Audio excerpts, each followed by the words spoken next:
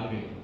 जिस तरह का हाल है आप सब लोग जानते हैं, आपदा हुई है, त्रासदी है, मुआवजा मिलना चाहिए गरीब लोगों को। कल मैं गया था शर्मत्रा, बाड़ी, बसेड़ी, धौलपुर के ग्रामीण इलाकों का दौरे, फसल पूरी तरह से नष्ट हो गई। और केंद्र सरकार ने एक नियम बना दिया कि खड़ी फसल होगी उसका मुआवजा नहीं मिलेगा। अब आप बताइए, जो फसल उगी नहीं और जो फसल मीडियम क्लास में जो क्रॉप है वो बीच में ही उसको वो गल गई, आपदा से उसका नष्ट हो गई, तो उसको क्यों कौन जिम्मेदार होगा? तो निश्चित तौर पर जो नियम कानून है बिल्कुल वो गलत है और वो अभी से बने, पहले नहीं थे। किसान को उपयुक्त मुआवजा मिले, त्रासदी है हुई है, जो लोगों की मृत्यु हुई है उनको शीघ्र मुआवजा मिले और धौलपुर सद्बुद्धि आए, इस धौलपुर की सड़कों को ठीक कराए। जब तक ये सड़कें ठीक नहीं होंगी तो लोग क्या करेंगे? पिछली साल की सड़कें आज तक ठीक नहीं हुई। आपदा के अंदर पैसा मिलता है, पता नहीं कहाँ जा रहा है। गरीब लोगों की पेंशन नहीं मिल पा रही, जो बुजुर्ग लोग हैं 4-4 महीना पेंडेंसी मिलने को तैयार नहीं। अधिकारियों को फोन करो, फोन नहीं उठाते हैं, फोन ही नहीं उठाते हैं। ये तो प्रशासन के उच्च अधिकारियों का हाल है और निम्न स्तर पर तो भ्रष्टाचार देख लिया क्या खेला हुआ है। कल 6 कर्मचारी, इतना बड़ा ट्रैक हुआ है कल, तो धौलपुर को शर्मसार कर दिया। मैं तो इतना ही कहना चाहता हूँ कि लोगों पर अत्याचार ना हो, नौजवानों को रोजगार कोई मतलब नहीं, एक सिंगल भर्ती नहीं निकली, कहीं कोई भर्ती हो नहीं पा रही। और जिस तरह का वातावरण राजस्थान में तैयार किया है, एक दूसरे को मनाने में लगे हुए हैं, वो उसको मना रहा है, वो उसको मना रहा है, वो उसको मना रहा है।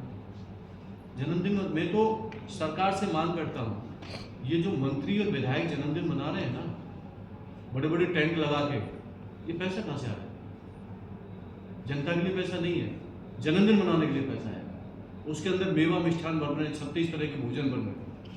बताइए आप, 2-2 करोड़ रुपए जन्मदिन में खर्च हो रहे हैं, कहाँ से आ रहा है पैसा? केक कट रहे हैं उसके अंदर।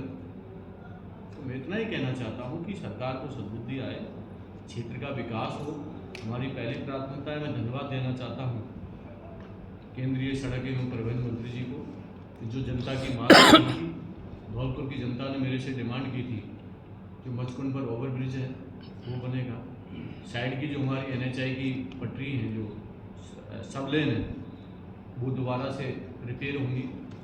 और उसके बाद में ड्रेनेज सिस्टम के लिए राशि स्वीकृत की है, एक ब्रिज के लिए राशि स्वीकृत की है, एक बाड़ी की समस्या थी जो पिछली बार में जो आया था आप लोगों ने बताई थी पुलिया वाली, उसकी राशि भी स्वीकृत हुई है।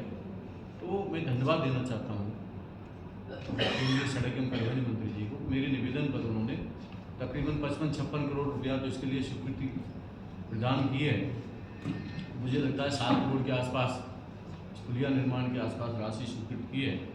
हम चाहते हैं, और जिस तरह का रेलवे का प्रोजेक्ट है, मेरी लाख कोशिश करने के बाद भी, आप मीडिया के लोग साथी भी थे, मैं भी था वहाँ पर, हम सब लोगों ने प्रयास किया, यहाँ की जनता ने प्रयास किया कि भाई यहाँ पर पानी इकट्ठा होता है, इसमें एक ब्रिज को जो अंदर जो नाला बना है वो गलत बना है, पर अधिकारी मानने के तैयार नहीं है, वो हमें पढ़ा रहे हैं। मतलब जो व्यक्ति सरकार में मंत्री रहा उसको समझा रहे हैं। हमने कि भाई इसमें 3 ड्रेनेज सिस्टम बनाई है आप लोग, उन्होंने एक ही बना 2 ही बना दिए और उसको भी घुमाव देके बना दिया। कई चीज़ हम लोगों ने बोली, आप लोग भी साथ थे उस दिन। हम लोग कड़ाके धूप बहुत तेज पड़ रही थी, तेज धूप के अंदर हम सब लोग वहाँ गए थे, उसके बावजूद भी पानी वहीं वहीं भरा है। अब बीमारियाँ फैलेंगी, बीमार हुए लोग। तो मेरा तो इतना निवेदन है कि सरकार सुने। मैंने इसके लिए जांच कमेटी के लिए निवेदन किया है मंत्री जी से, रेल मंत्री जी से, भाई इनको आप जांच कमेटी बनाकर, इसकी उच्च स्तरीय जांच कमेटी बनाकर जांच की जाए, जिससे वहाँ पर पानी ना भरे और शीघ्र ही रेल सेवा बाड़ी से लेके शर्मत्रा से लेके और धौलपुर तक की रेल सेवा शुरू हो, ऐसी मैं आशा करता हूँ।